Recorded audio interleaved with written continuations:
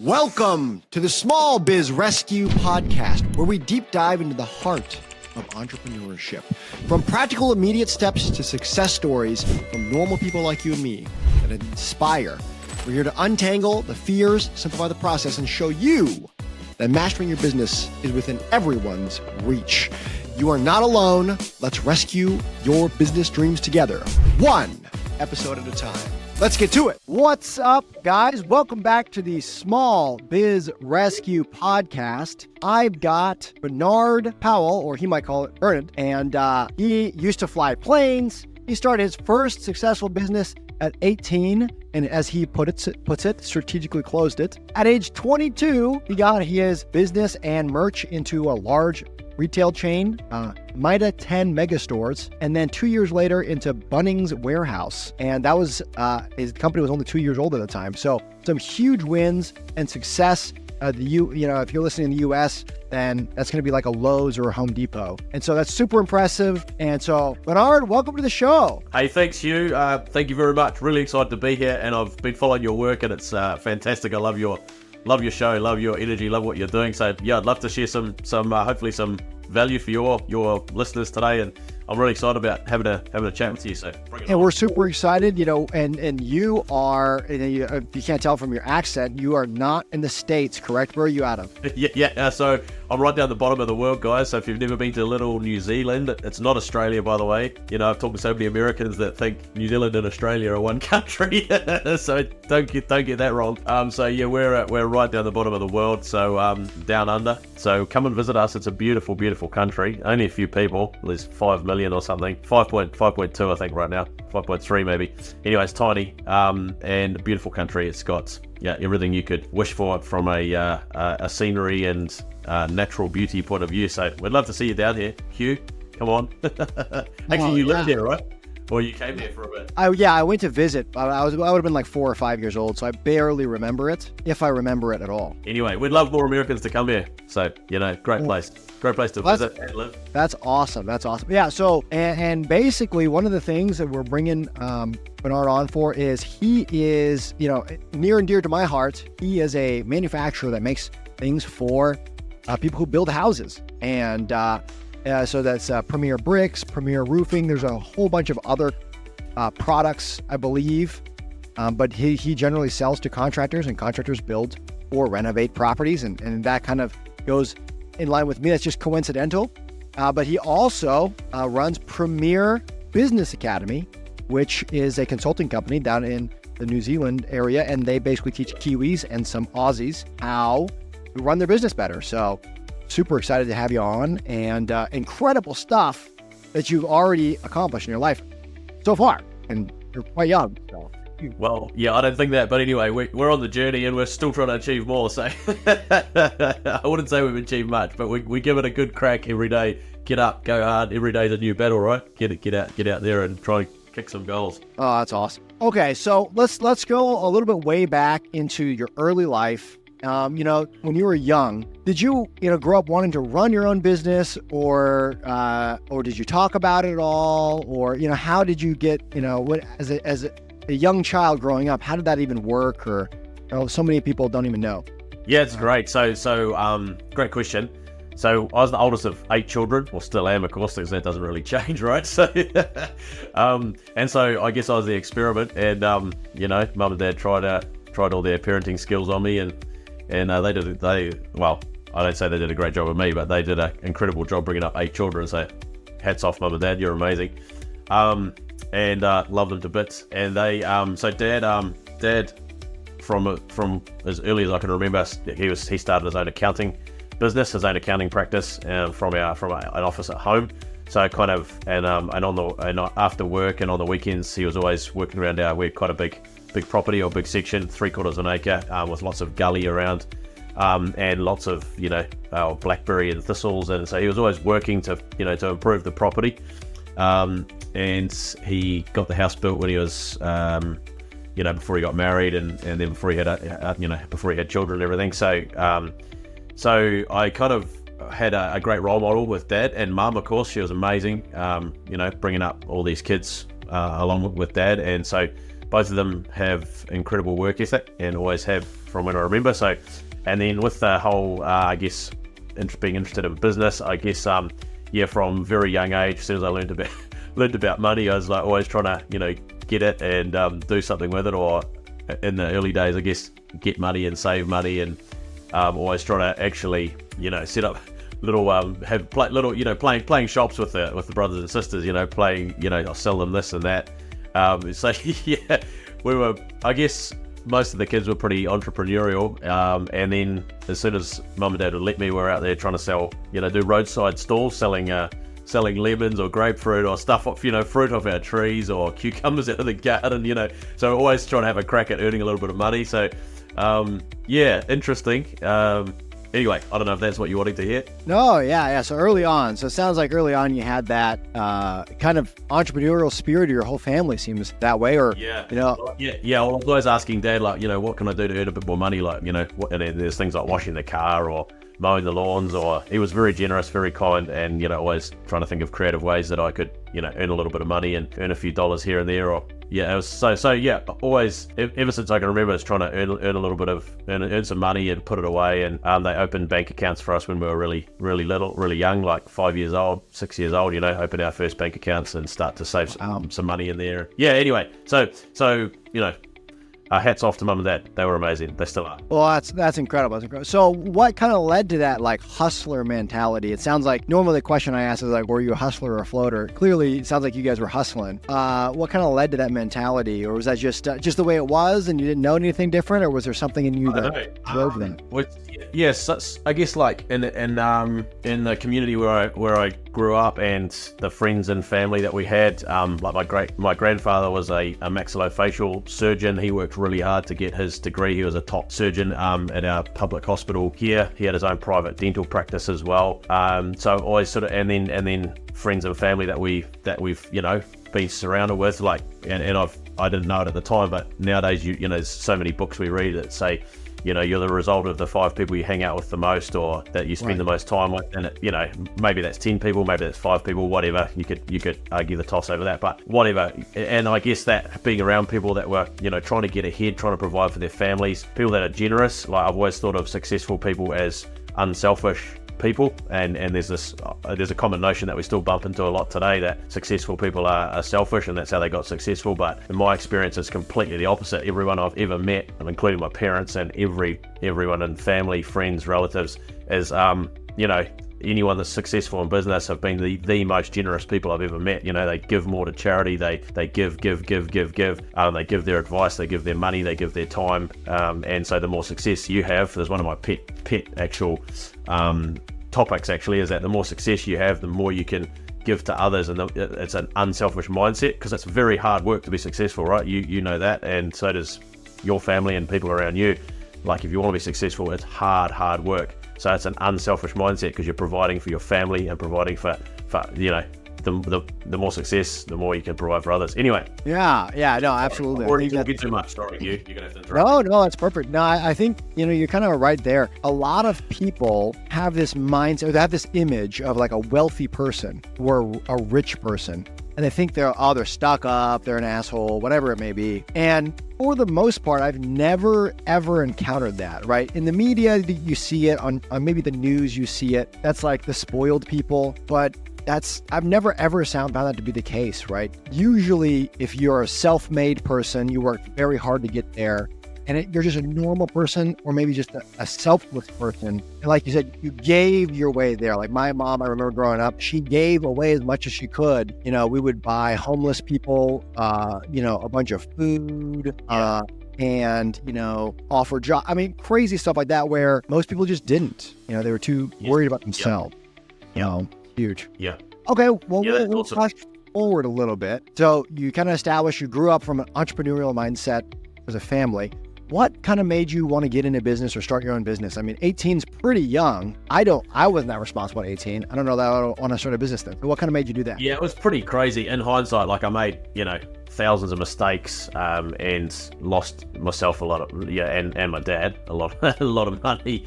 But we had good years and bad years, but like, it was, I guess, a learning process. One thing I'd say is Yeah, so I left school early, went and worked at a nursery, a plant nursery, and a couple of guys there, John and Dave, who were running that, great guys, and they were, they were really good to me, really patient. I was probably what you call a, how do I explain it? Someone who didn't really like listening to the boss kind of thing, or Yeah. I mean, in saying that, at school I really appreciated my teachers, and in fact some of my best my best mentors have been some of my teachers through school years.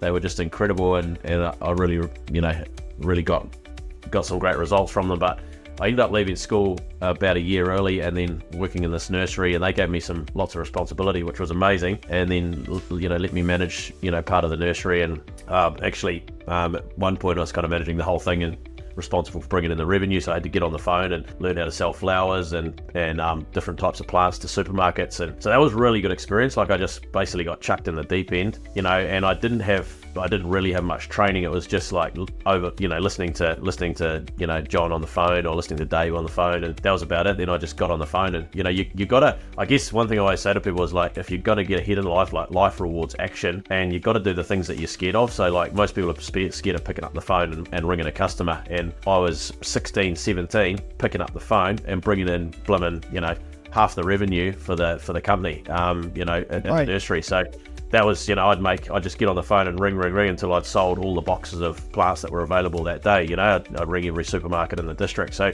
that was a really good experience. I had no idea, but I just built these relationships and pretty quickly learned how to ask for the order, which was really, really powerful, really helpful for me. And then, I had to organise the fertilising and the spraying and the weeding and the clipping and all that sort of stuff.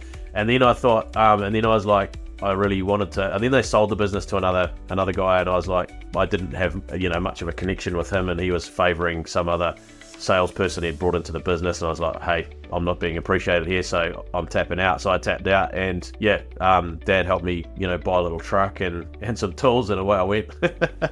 so it was like, yes, I always wanted to have a business and grow my own thing, and then employ people and help grow people. So, we'll talk about that a bit later, but that's kind of where it started. Oh, that's awesome. Okay. So, I'm hearing you're a 17-year-old at the time, 18-year-old, whatever. And the cool thing is, because I put myself in my own shoes at that age, I would be intimidated at calling people or asking for money or whatever. But you have such an advantage as an excuse as, maybe there's a 25-year-old listening to this. You're just following what needs to be done. You're just a cog in the wheel. You're a cog in the machine, and you can learn so much. Like you said, you learn a bunch, and then they had you organizing, logistics and picking up the fertilizer. That's huge. So what was that first business that you ended up starting yourself at 18? You said your dad seems to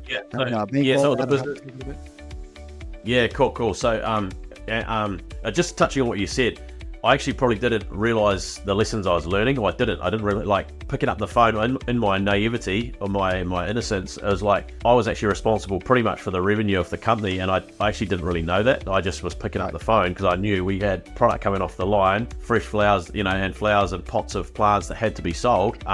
Had to get them out the door. We didn't have any sales targets. There was nothing. There was pretty much nothing, So I had this freedom to sort of create create the business, the sales, and then there was 2 or 3 staff that were under me that I was responsible for coordinating, and that was really cool as well, because that gave me a taste of managing people and trying to be a leader. I was a terrible leader, but you're learning all the time. I had to learn to get on with people, and if I wanted them to work hard, well, they had to like and trust me, and I had to communicate well. So it taught me so many valuable lessons looking back, which I probably took for granted. I didn't know I was really learning all this stuff, and because I wasn't reading the business books, I wasn't doing any courses. I was just literally learning on the fly, learning from making mistakes every day. And then, so to answer your question, the first business was called Earthscape, which was a landscaping company. So we did design. So I did a little correspondence course on landscape design, and that sort of got me into design. And then it kind of went from just doing designing gardens and then actually going out and doing the planting jobs and preparing the gardens and putting the mulch in the gardens and blah blah blah. And then I started leading into things like paving and concreting and hard landscaping as well. So then I started, I hired my first 6 months into the business, hired my first guy called Pete. He was in his his late 50s, I think, maybe early 60s at the time. Bless him. He was, he was an interesting fellow, but, so I had no idea how to recruit people and, so... Yeah, making all the classic mistakes. We go down a massive rabbit hole with this.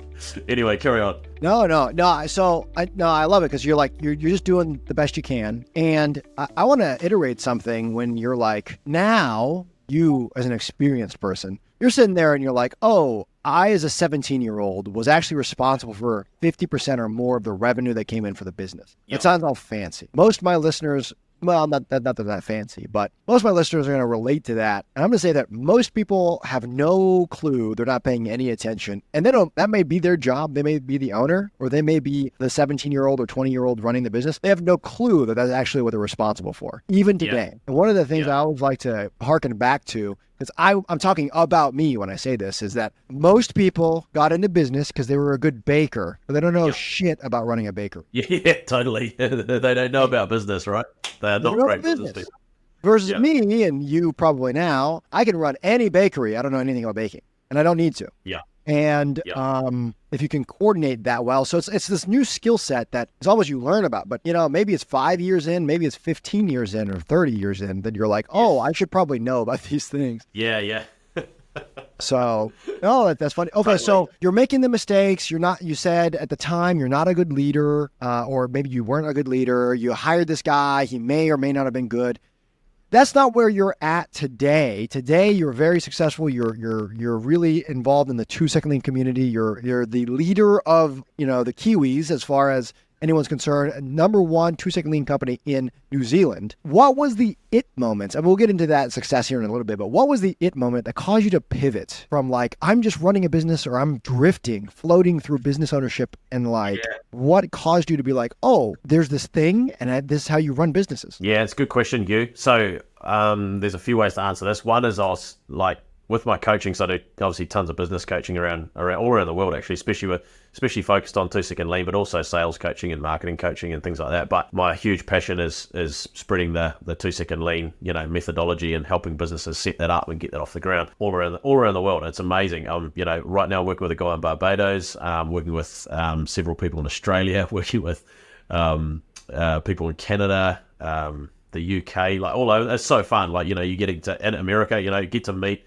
and chat with people that I've, would otherwise have never have met. And that's been thanks to what we've done with our lean journey, and then obviously paying it forward. And of course, we've been put on the global stage now through the AME tours, the virtual AME tours, which have gone, thousands of views on those. And they've helped to really spread our message, which has been incredible. But the pivotal moment, there's a few. One was when I started reading business books, and that's one huge lesson, I would say. Like, I was 10 years into business, or maybe more, before I realized the power and the magic of reading, good quality business books, because you don't know what you don't know. And I did not even understand that principle, right? It was just like, when I look back now, that's one of the first things I'll draw on a whiteboard for people, is like, I'll draw the big circle and say, this is you right now. This is what you know in life right now. But outside of that, you don't know what you don't know. There's all the stuff you don't even know that you don't know. Like, it sounds simple, but I had no concept of that. It was just crazy. And so when I looked at it, I thought, wow, actually, yeah. So I thought I was doing okay. I thought I was running the business okay. And I was learning a little bit from external courses. I'd go into a sales course, and I'd go into a marketing course, like a day course or a half-day course. I'd go and do, so I did quite a bit of that, or an operations course, but I never, and it's crazy because as a kid, I was a bookworm. Like, I was just reading and reading all the time. Like, kids, mostly novels. It wasn't like, and I guess a bit of, a mixture of true stories and lots of fiction. But then I dropped that. I dropped that habit for some reason, and so I went right through my early work years, and I was only reading for fun. I wasn't reading to learn. So, and then I came across this book. It was called How to Get 100 Ways to Gain an Unfair Advantage in Your Business, or something like that. So I started reading. I was like, wow, this is cool. I'm going to try this. So I started trying stuff out of this book, and then we came across the story about Zappos and their crazy culture first mentality. This was 2015, and so I was like, wow, let's just basically chuck everything in the rubbish that we've ever been doing and give this a go. Putting culture first. And so we spread that around our team. And so it was a very pivotal moment. And then our culture went from blame and blaming the person instead of the process, which of course nowadays it's all about blaming the process instead of the person. It was a blame culture, a pretty nasty, pretty average culture. And there's probably only a handful of leaders in the business or managers that were actually... I want to interrupt you for a second because Yeah. I just love what you just said. So I don't know. I know that you probably just glazed over it because I also glaze over it. You said it's a blame culture. Yeah. And it's a terrible, toxic blame culture, and it's just average like every other culture. Average, I love it that you're like, the norm is it's a blame culture and terrible. Yeah. So all you have to... It's normal. Yeah. And I came from that, from Yeah. all the organizations. So when you are you don't have to be epic. You don't have to be awesome company, which you will get if you can do two-second lean properly. But you started with just don't be a blame culture slightly, and you're head and shoulders above that. But anyways, continue. No, good point. And boom, so we went literally overnight. We went from, because we watched a couple of little video clips of the Zappos culture, and so I got a few of it, like our customer service team leader Alison, she was great, and a guy called Brett that was in the company is a good guy, and all these got a few of the leadership team and said, check this out, and we're like, okay, let's give this a go. And so I said, the only rules are cheap and cheerful, but let's have some fun. Let's make work fun instead of grey and corporate and boring, which is kind of how we thought was the way to run a business, So next day I come in and there's like streamers hanging from the ceiling, and there's Nerf gun fights, and there's scooters, and like they'd gone out to the warehouse, which is like a cheap and cheerful big box store, retail store, sort of like Walmart, but a much smaller version. They got and bought some cheap stuff and really decorated the office. And suddenly, it was just like overnight, the whole atmosphere changed. And there's customers ringing in and saying, "Hey, what's all that noise in the background?" And these people laughing, like, someone's just shot someone. And like the customers were getting in on the game as well. It was incredible. And then, so we had a whole year of culture transformation. And we didn't do everything right, of course. So it was a very lumpy journey. Like, we had some highs and some lows, and then people that left the business because they were just taking the mickey. And so probably, we would have lost maybe 20% of people over that and replaced them with, culture fits, because we started hiring based on core values instead of just hiring anyone who came along, and everything changed, So we learned a lot. And then we won New Zealand's Best Workplace of the Year award in 2016, which was just unreal. So it was a huge moment because we came from nowhere, and there was companies that competition had been running for 17 years, the IBM Connexa competition, Best Workplace. And we were up against, all the best companies with the best cultures in New Zealand.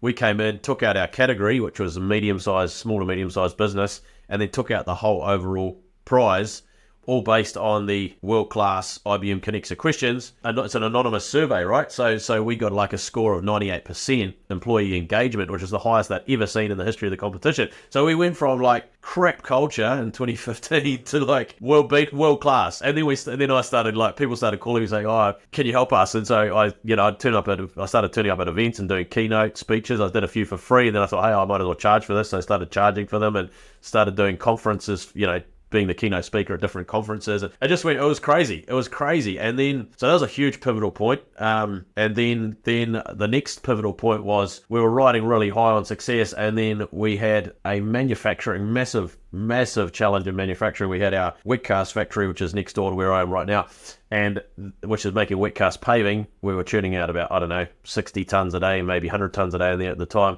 And we wanted to automate more, so we invested, and we didn't do our homework right. It was just a disaster from start to finish looking back. So we learned a lot of good lessons, valuable lessons, but we didn't scope it right. We didn't work with the right people. And it was a disaster. The whole project went like $1 million over budget, which back then was a massive deal. And then we went like another $1 million over in stock, which was useless, rework. It was defective stock. And so this our big yard was just piling up with crap, and our customers were screaming at us, and we nearly lost our biggest customers, our multi-million-dollar reseller customers, the likes of Mitre 10 and Bunnings and some of these amazing customers that we've got. And and that's when a friend came through to me on LinkedIn and said, hey, just randomly said, hey, have you read this book called 2 Second Lean? Because I hadn't told anyone we're having these problems, because, the company knew, we all knew, everyone was, we were working 6 days, 7 days. It was unreal. It was just like looking back. I wrote a chapter about it actually in Paul's book, The Impact of 2 Second Lean. Yeah. So if you're interested in the story, it's in there. It's so I laid it out really, quite clearly in that book if you want to listen to it or read it. Anyway, so yeah, and then so I read the book, and then I got the audio version, and I was listening to it in and out of work, on the way to work each day, and then during the day, and I just started implementing those principles just straight away. I was like, man, this is our lifeline, So we got the morning meeting back off the ground, which had kind of drifted away, and we reinvigorated the agenda, and we started rotating the morning meeting leadership, and then away we went. And just, I just got on the ground in there, and I was doing 6-7 days a week on the forklift, on the broom. I'd come home just black, just covered in dust and just grime each day. And that went on for about 3 months, but we nearly went broke. And in 3 months, we turned it back around into a profitable situation. So, but without that, I honestly reckon, I don't know, we may not be having this we probably wouldn't be having this conversation today. Honestly, it was a massive pivot. No, I love it. So this is kind of what I'm hearing. And this is very, very common for when I talk to companies who went 2-second lean and then went successful with it, and they became a 2%er, is they had something. So when I found 2-second lean, I was Googling how to save failing business. That's what I was like, what do I do? I'm completely screwed. And this was the business you were running in China, wasn't it? This was the business we were running in China. Yeah. And so the manufacturing was in China, the sales and kind of headquarters was in the United States, but all the stuff, anyone that did anything in China. And still that way today. Yeah. And there just wasn't much thought to like operations or anything like that. So my dad had died. He was the guy that was watching that stuff. He had died like let's say I would have come back 2017. He would have passed away in 2014. Wow. And so I didn't realize that. 3-4 years, no one's paying attention at all. It's just spinning its wheels. And so that's when I showed back up to the business. I was just like Googling like how to save failing business, what to do. Yeah. And it was very, very similar. And what I love too is you said that within a 3-month period, you guys were close to going bankrupt. You had all these nice things going on. You were like, we won the best workplace and, all this great stuff that's stacked over the last 4 or 5 years. But what mattered at the end of the day wasn't any of that stuff. It was you were about to go bankrupt. And running out of cash. You're running out of cash, and things would have gotten pretty dire. It was implementing 2-second lean that really kind of turned it around for the operations side to actually execute. The execution saved the day because you were probably executing with defects, it sounded like. And it wasn't crazy. Like when we talk about, we implemented 2-second lean, people think there's a magic pill. You get the team involved, you have a morning meeting, and you just focus on quality, and you just do that over long periods of time. Yes. So I love it. I mean, it sounds like you guys were kind of right there, and you turned your business around. It went from almost going bankrupt to really being in a fantastic position today. Yeah, getting it back on track. Yeah, so it's so that was a massive pivot because we'd tried lean in the past, right? We'd had lean consultants and we'd given it a go and we'd made some improvements, but the culture never changed. And until we read Paul's book, which obviously really simplifies lean, right? It takes this big idea of lean, which freaks people out with, flow charts and, lots of tack time and blah, blah, blah. All the things. And it just simplifies it right down, right? So we go from 5S to 3S, sweep, sort, standardize. Cool. Our team can remember that. They can understand it. We can put it into practice every day. The morning meeting, keep it short and simple, 15 minutes. Here's the agenda. Start with some great news. Share our problems from the day before. So it's a positive meeting. We're solving problems together. Then we watch a video in that meeting of, some improvements on Paul Acker's channel. So showing them examples, and then out we go. We have improvement time, 15 minutes, 30 minutes. And the first, here's a cool fact for you, Hugh. In the first week of implementing 2-second lean, the very first week, we asked everyone, we said, here's the principle, here's what we're going to do every day. Everyone's going to make one tiny improvement that's going to save just 2 seconds in a process, right? Set the bar really low, and that's what 2-second lean is all about. Everyone can jump over that bar. It's so simple. It makes improvement so simple. Fix what bugs you, remove the struggle, At the end of the week, we added up. We'd actually saved 12 hours of process time in 1 week, So straight away, we're like, wow, this is phenomenal. Because we're looking at our processes with whole new eyes. We're looking at our business with whole new eyes. We're like, where's the waste? So we learned the 8 lean waste. Everyone learned them off by heart within, a couple of weeks. The 8 lean waste, everyone can still recite them here today. We make between 100 to 200 improvements across the business every single week. And this is what we train businesses to do all around the world. It's phenomenal. Can you give some examples of the improvements you make? Yeah. Because so many people hear that. They're like, oh my gosh, there's these super successful people and they're making all these improvements. Can you just give like the normal, like what's the bar? What's the improvement people are making? The first step is remove clutter out of your workspaces. So like you teach people 3S, sweep, sort, standardize. Okay, so look around your office right now. I can look around the studio right now and I can see about 10 things that I could improve, straight after this podcast. Things that should be hanging on the wall so you make it easy to vacuum. There's a simple one. Get everything off the floor. Put everything on wheels. So start to put your desk on and your chairs, and put everything on wheels so it's movable, it's flexible, so you can shift stuff around, nothing's stuck. Some very simple things you can do. Throw out all the stacks of paper on your desk. If you haven't touched them for 6 months, what the hell are they doing there? Chuck them all in the bin. Like start in each day.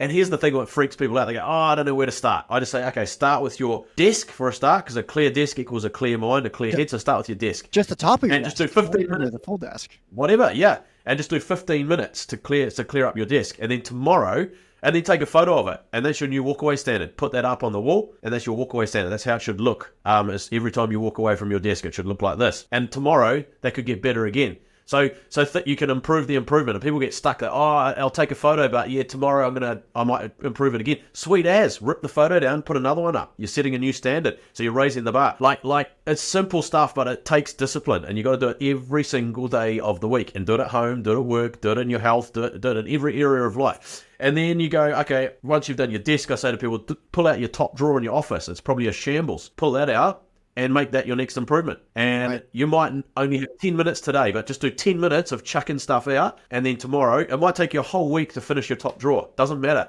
At least you've done 10 minutes a day and you're moving in the right direction. Don't freak out. That's what people do. They throw up their hands and they just leave and they put it off. They put it off and they put it off. Even if you're listening to this and you're a guy or gal who's, let's say you're middle management somewhere. So many people are like, well, I can't get my boss to buy in. Just do it to your desk. You. Or if you're like, I'm a team lead, I have two that report to me. Don't worry about your boss. If he's not going to buy in or she's not going to buy in, who cares? Right. If you become a lean all-star, you'll go down the road and someone will hire you in an instant. At our business, if you walk in and knock on the door and say, I'm a lean all-star, I make improvements every day, mate, you're hired. You are hired. How many people come and knock on your door and say that? Nobody. Maybe 0.1% of people in this world. It's crazy. So what is up? We are interrupting the show to give you a word from our sponsor, which is us. We're sponsoring ourselves. And so there's two things. The first one is, did you know that we have free lean resources in the top left corner? If you go to hughcarnahan.com, free lean resources or free resources, it'll be in the top left corner. No matter what technology we use in the future, it'll always be that. Also, unrelated, we have a sister podcast. It's called FU Money. If you are interested in money, finance, becoming financially independent, we deep dive into that as well. Go check it out. We're going to go back to the show.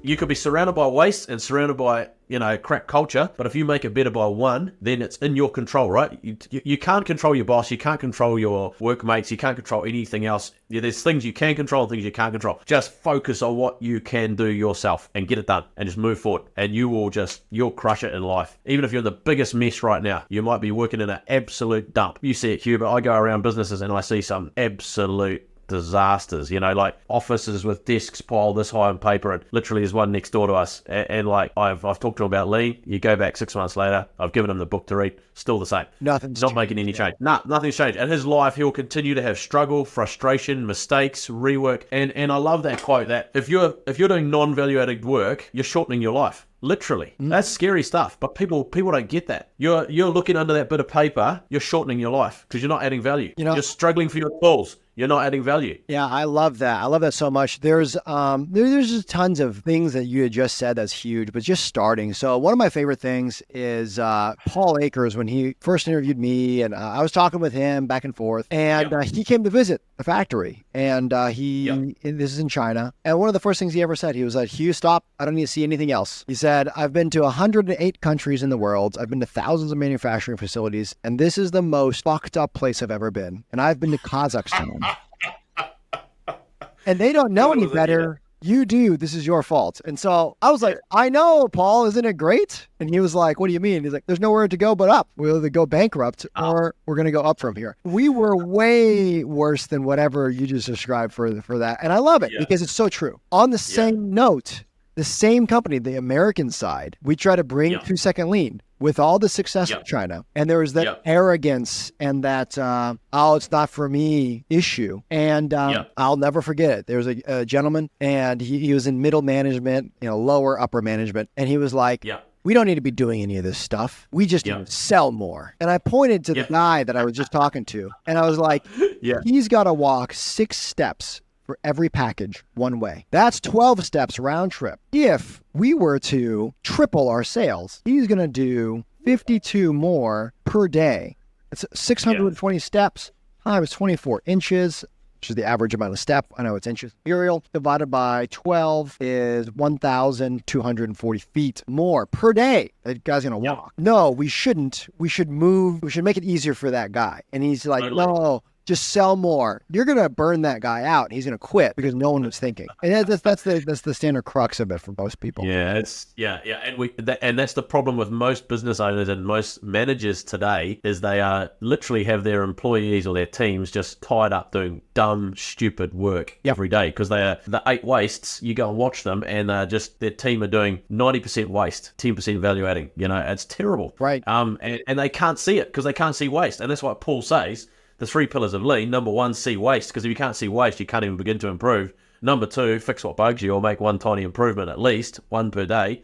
And then number 3, take before and after photos or videos so that you can share them on the chat, because we say an improvement's not an improvement till it's shared. You haven't completed the improvement, so share it, because then it inspires others, it keeps the journey going, trains your people. Like I'm preaching to the converted, but there's 1,000 benefits of sharing that improvement on your group chat every single time. Well, and I love this too, because, well, maybe not so much for you, but when I talk to folks in the UK are like, wow, it's so easy for you. You're an American. What the hell does that mean? Like, well, your culture is so open and giving. It's like, no, I work with the same, I work with the same blue collar folks you do, and they have the same bad attitude and same waste. Same waste. Same waste are the same all around the world. It doesn't matter where you go. People are the same no matter where you go, and it's really all about the people. So you can go to the poorest village or the richest city, and the 8 wastes are the same. Yep. Overproduction, transportation, inventory, excess inventory. Yep.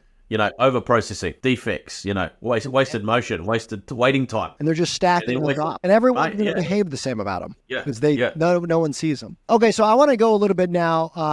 So this is kind of modern day. When did you make the jump or the transition, or maybe not a transition, right? You're doing this on the side, from just helping yourself to going to Premier Business Academy, founding that to kind of help other companies, not just yourself. What led you? Good question. Yeah, good question. So I've always been, like I said at the start, always been surrounded by generous people and givers. In our church, like everyone has got that mindset. Everyone's generous. Everyone will give their time. They'll give their energy. They'll give as much as resources they possibly can to help others, to help their neighbor, to help their friends, to help their family, whatever. So I kind of brought up in that environment, and I think naturally all of us are actually selfish people. Like it's in our DNA, put yourself first, and I reckon like nowadays we're surrounded by this whole culture of self-love and self-care and I this and I that and iPhone and selfie, and like I personally think it's disgusting. I think it's vile. Like if you look at the happiest people in the world, they're the people that are in the service of others.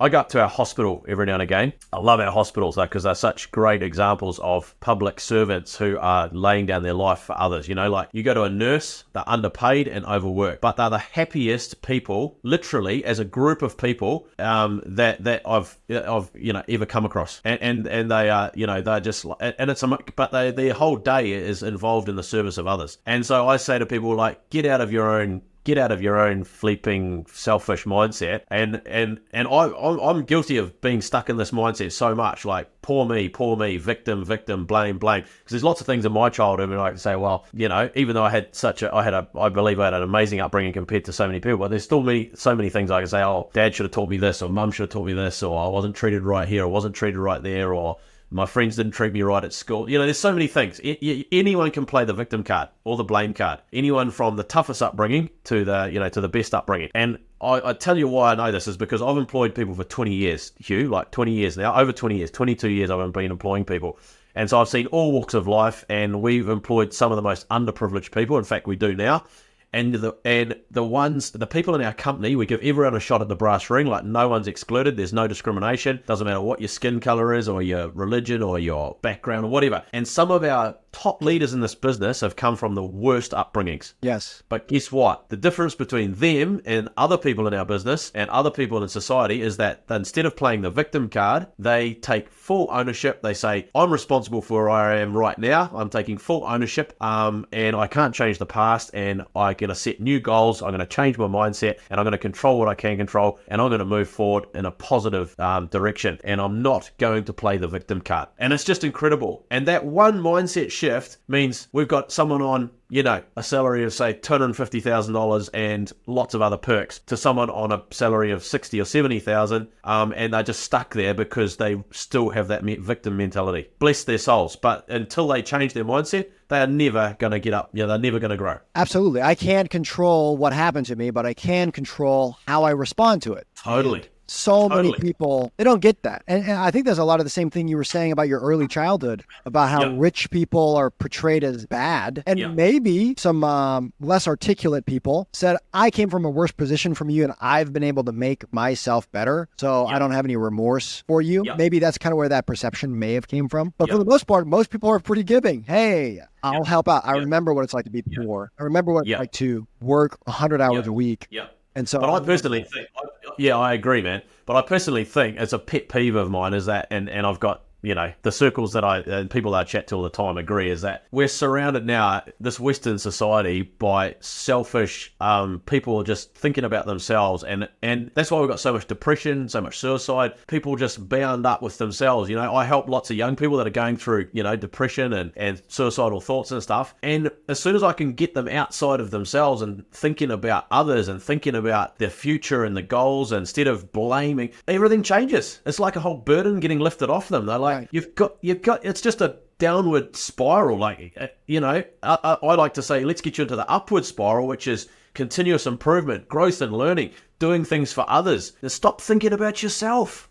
Put others first. I'm not saying don't be healthy. Like, you got to set some time aside each day. I put aside 30 to 40 minutes for in the gym and listening to my audiobook at the same time. And that's a non-negotiable habit for me, because I'm not saying that. Right. And you can say, that's self-love or self-care. I say BS, because if I do that, I can perform at a higher level, and I can serve others at my peak. I can be at my peak to serve others. So I can serve others at a much higher level than if I let myself slip into bad diet, bad exercise habits, or no exercise. So I'm not saying don't do that, but I'm saying, if you are doing that, do it so that you can serve others at a greater level, and you'll get more joy, more pleasure, more happiness.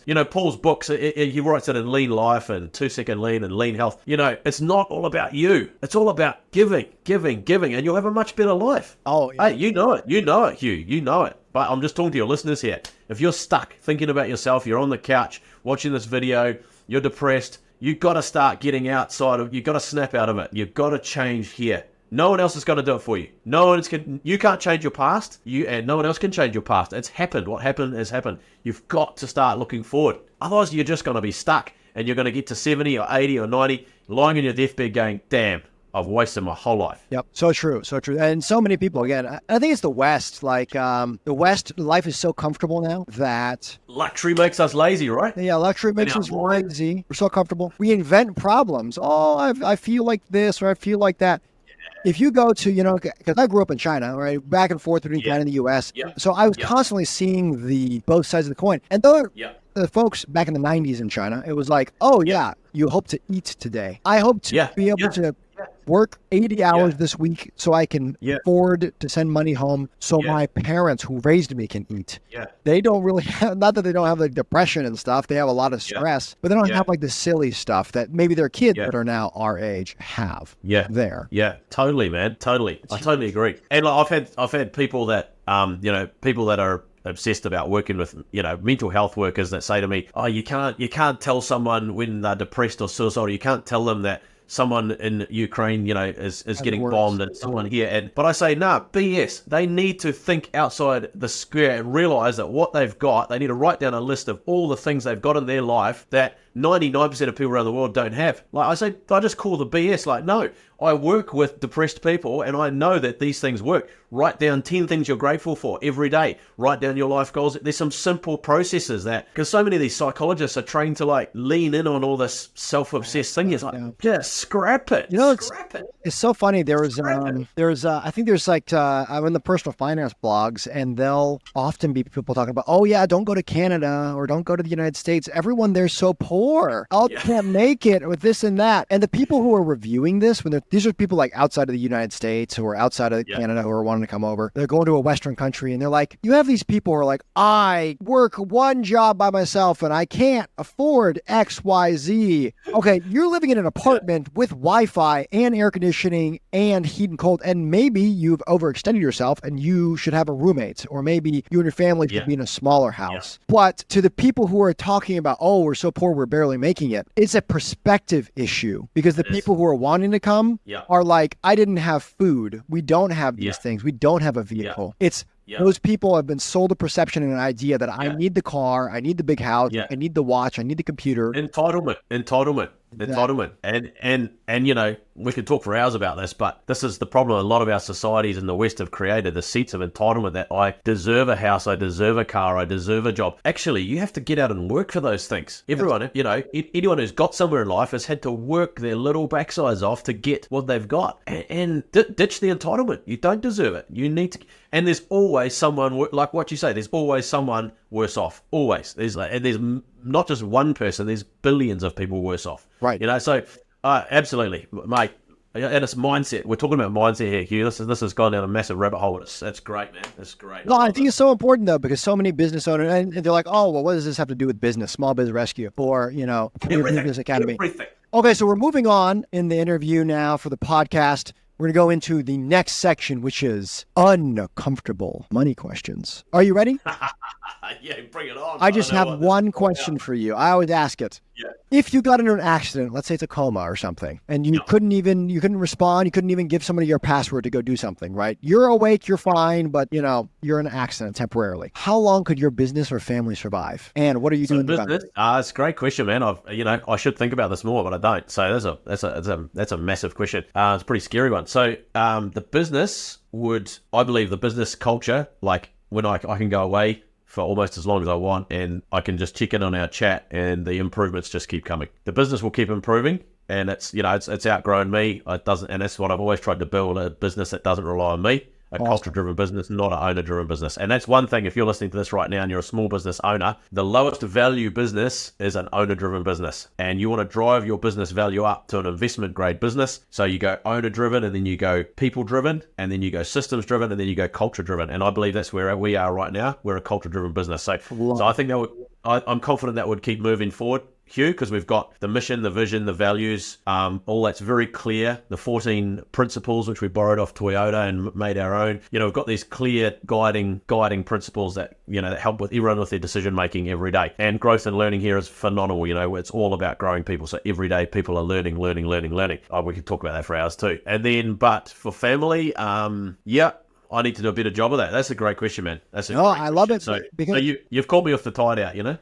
Well, it's a little interesting. The reason I challenge you is you're pretty close to an investment grade. And a Small Biz Rescue, and you know what? This might be the first one we keep. I'm going to say, think like an investor. I built my wealth through investing, but I applied basic principles, 2-second lean principles to investing, and that's where I got where I'm at. And now I'm helping other businesses behave, but really it's thinking like an investor. And so you sound like you're pretty close, that you have a culture-driven company, that if you were in a coma, in theory, you should continue to be getting paid by your company because your company can operate indefinitely without you. Correct, yeah. Now, is that truly true? You probably need to have like maybe some accounting controls and some, you know, checks and balances, and can they pay payroll? So for me, to answer that question, my company would implode instantly. One pay period, it would implode because we're a small team. But in perpetuity, the family side is taken care of because of just the way the systems and accounts are set up. Yeah. So when you think like an investor, it's how do you place key personnel and key processes to operate it for you? Yeah. Like you were saying, if you're a small business owner, a lot of people, like I said, the baker who doesn't know how to run a bakery, you'll call him Joe's Pizza if you want. Well, guess what, Joe's Pizza? If Joe doesn't show up to work, I don't know anything about Joe's Pizza, but usually Joe's Pizzas and, you know, companies like it, if Joe doesn't show up, then things are going poorly, which means Joe owns a job and he doesn't own a company. Yeah. And Joe needs to make it to where without Joe, it's gone burger or gone pizza. Exactly. So so Joe needs to grow that. I mean, maybe you keep the name, but it needs to be a company that actually exists with people who can independently think, and execute without you. Yeah, brilliant. Love it. I totally agree. Yeah, so our payroll would carry on. All of our functions would carry on. But family, there's plenty, there's huge family support. So I'm confident that would be well taken care of as well. But it's a really powerful question for listeners. That's great. And we ask it because we want the listeners to be asking. All right. Yeah, it's great. Future calls to action. What's one thing you wish yourself, your younger self, 18-year-old you, would have known that you don't know, that you know now that you wish you would have known when you were 18? Okay. My top 10 business books. If I'd read those at 18, I would be, honestly, I'm not kidding, I'd probably be 100x ahead of where we are now. Okay. Literally. As soon as I started reading, and then honestly, it just opens the mind so much. It was like fresh light dawning, and it's like what do they call it, an epiphany, So and now I read a book a week, right? I use Audible, and I listen to about a book a week, so about 50 books a year, and some books I re-listen to once a year, like 2 Second Lean is one of those. It's like a staple diet, and books like Scaling Up and Good to Great and Great Game of Business, and some of those, honestly, man, I would say 100x. So that would be a huge thing. If I had my time again, it would be, I wish someone had said to me, Bernard, the Great Game of Business was written by a guy in my town. In your town, yeah, Jack Stack. Jack Stack, yeah. He's a good lad. Yeah. And amazing. So that's a great book, and I read that one probably. So what do you say your top 10 books? What are they, real quick? We'll link them below for the listeners. Top 10, I mean, in no particular order, would be like 2 Second Lean, Lean Health. Let's rattle off Paul's books first. Banish Sloppiness and Fall in Love with Precision. Lean Life, Improvement Starts with I, Scaling Up, Great Game of Business, Good to Great, Built to Last. What's another real ripper? There's got to be one more on the top 10 off the top of my head. We've got a solid list that we use at Premier Group for our training, but we've even got it on a matrix for all our people. They have to go through every book. I love it. Anyway, so we can track it all. The other one might be, I don't know, someone has to be the most expensive. Why don't make it you? Or what's another real classic? Oh, Maverick by Ricardo Semler. That was a real good one. Okay. Yeah. So that's 10. I could probably give you. Man, I'd probably rather give you 20. And I'll leave you with a book because I think it actually. Yeah, I'm gonna write this down. Yeah. What is it? So the book is called The Gap and the Gain, and it's about how you measure. It's mindset based. The gap in the gain. Gap and the gain. The gap and the gain. So many people, like business owners or high performing achievers, they're never satisfied. They're never happy. That's good, right? You have that positive pressure, but a lot of people are like truly miserable because they're like, when I get to $10,000 a month, I'll be happy, and then you're there like, you know what? It really needs to be 15,000 or 12,000. Yeah. You're always moving the goalpost. Yeah. And so the gap and the gain teaches you how to remeasure how far you've come as opposed to how far you're going. And we'll link that down below. Awesome. I like that because one of the things I always say to our people is a lean thinker is positively dissatisfied. Yes. So you always want more, you want more improvement, but you have to have a certain level of positivity and a certain level of, hey, yeah, we've achieved some, we've achieved great things, but there's just lots more to do. So that's awesome. I need to read that. I've never read it. Who's it by? It's not behind me. I had it. Yeah, okay. You let me know. We'll link it. Okay, so you've kind of answered a lot of the questions. So you've answered 3 questions in one. So, but okay. I was just going to make an anecdote. So the most successful people I know, personal success, investors, right? Either they're really, really savvy investors or they're big business owners. You've experienced it. I started doing it and my life completely transformed as well, is we read, or in my case, listen. Yeah. So learning continuously is life-changing. And so if you are listening to this and you're not someone who listens or reads, I didn't know I could learn because I've severe ADHD. A book is like cheating. Like Jack Stack. Jack Stack, he's like 84. He's in my town. The Great Book of Business is what Bernard was just talking about. He's in New Zealand. This guy, Jack Stack, wrote a book about little old some baloney town where I'm at in Missouri that's helping people across the world. And it's 80 What's your town called? Springfield, Missouri. Springfield, yeah. And that's where International Harvester is, right? Yeah, well, no, they don't exist anymore, but yes. Oh, they don't? Okay, there you go. And so he put 80 years of work. Paul's 5 books, which are teeny tiny books, by the way, are all of Paul's life in 100 pages that you can cheat. They help you compress time, eh? Oh, yeah. Compress time.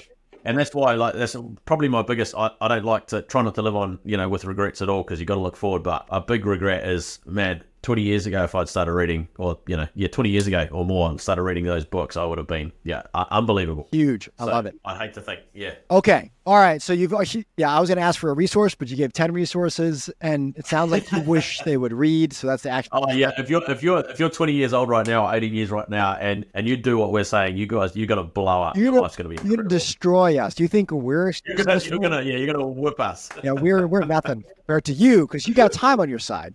Yeah. Okay, so where can our listeners find out more about you? Or if I'm a Kiwi and I'm like, man, this guy sounds great, I want to give him all my money because he's the guy to teach me. I'm not after your money. I just want to give you some life tips, or some tips that will help you, compress time. Like, just shortcut. Don't make all the stupid mistakes I've made. That's the key, right? So where can folks find out more about you?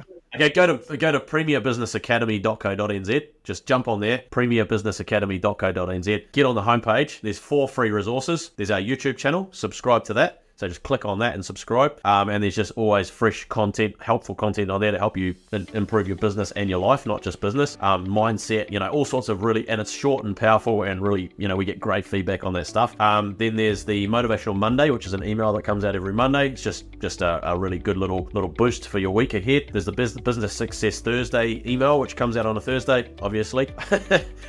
No surprises there. And then there's the podcast, which you can subscribe to that as well. So there's 4 resources. And then we've got tons of old recordings of webinars that have really helped people grow their businesses. And you're welcome to send me a message on WhatsApp. Don't email me, by the way. I don't use email. WhatsApp me, and you can contact me through the website. And that way you can ask me questions, and I'm happy to help you with your biggest problems. Some businesses, I've got quite a few clients now that pay me money to give them help at a deeper level. But 99% of what I do, Hugh, is for free. That's incredible. I love it. Well, Bernard, do you have any last parting advice for our listeners before we hop off this podcast? We could talk all day, Hugh. This has been, you've asked great questions, man. It's awesome. So I really appreciate you having me on. I reckon, just get obsessed with growth and learning. You don't know what you don't know. Be grateful every day. That's really important. Write down 10 things you're grateful for. That's something I wish I had done again 20 years ago as a habit. It's in my diary now. We've got these amazing diaries, by the way, called the Premier Business Academy Diary. They are incredible, and they've got a space to write down what you're grateful for, a space to write down your life goals. Actually, you can buy these on our website. They're a life changer. If you're not managing your time properly right now, these are an absolute game changer.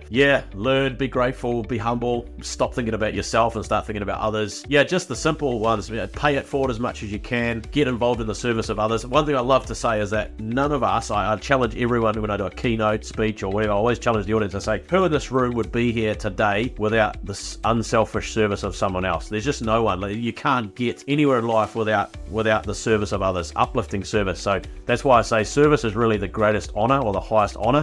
So don't think of it as menial, think of it as the highest honor, because you've been served by the midwife when you were first born, the doctors, nurses, your mum, your dad, your teachers, the fire brigade, the police department, all these people, person that picks up your rubbish. And just get into the habit of, when you see the rubbish man, say, thanks for your service. You'll make his day. Like, think you don't think like this, but I mean, most people don't, but you've got to change your thinking. So anyway, it all starts here, doesn't it, Hugh? Yep. Toyota says great thinking equals great products, Average thinking equals average life. Great thinking equals great life. Simple stuff. That's powerful stuff. Awesome. Well, guys, we have more information linked below. If you want to find out more, check the description however you're consuming this.